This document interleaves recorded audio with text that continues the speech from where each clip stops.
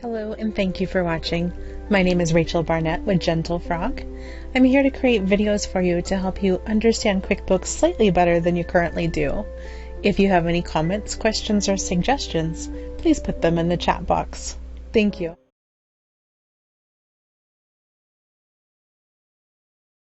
So I recommend that you have an expense budget or checklist. And this is not like, I feel like you need to spend less money and buy less, coffee and less avocado toast. This is more just have a sense of what you're hoping to spend and what you're planning to spend. So have a checklist of your expenses that you're paying each month or each year. So some things that are monthly, like my Adobe subscription is monthly. And as I mentally plan my budget, I'm like, okay, I have these things that I pay for every single month. Adobe's one of them. And then once a year, insurance. I just want you to have a checklist, not because you need a checklist, but because you need to know when you go and you sell things and you earn money, the first some amount of money is automatically gone, right? Like you have to earn that money so you can have these things like your Adobe and your email and your insurance. And just knowing what those things are, it just kind of helps you so that it's not a big surprise and it's not a disappointment. When I first started my business a million years ago, it was kind of sad to be like, oh, I sold a thing for $1,000. Like I'm high on life. And then to look at my checkbook and be like, I don't have that much money. Only to realize that I had completely forgotten about the things that I pay for every month. So I just encourage you to have a checklist for yourself.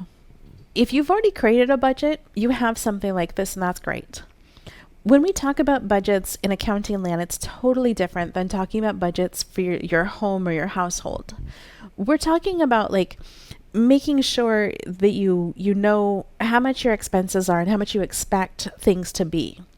And then we're talking about like, here's your projected income. Maybe my income started at $1,000 and I'm really hoping by the end of the year I can get up to $5,000, right, per month.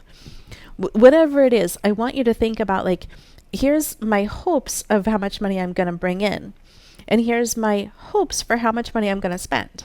Like, I'm hoping that I can try to keep my software expense around $100 a month. And I'm hoping that I can resist the urge to wander up and down the aisles at Staples and I can keep my office supplies expense around $100 a month. Doesn't matter what your numbers are, just having a loose outline so you can keep track of what you're hoping to do. And then you can see how closely aligned are you with what your hopes are. If you start to deviate, then you can ask yourself, is this what I want? Do I want to make changes? Am I happy? Am I celebrating? Did I do better than I expected? I also want you just to kind of know, am I accidentally paying anything with my personal bank account or my personal funds? There is a chance that at some point your business credit card is going to get compromised. And when that happens, you're going to try to remember to call everybody and update the credit card on file. And you're might going to miss somebody. When you miss somebody, you're then going to get a notice that says, if you don't pay right now, the world's going to come to a halt and you're not going to have access to the thing.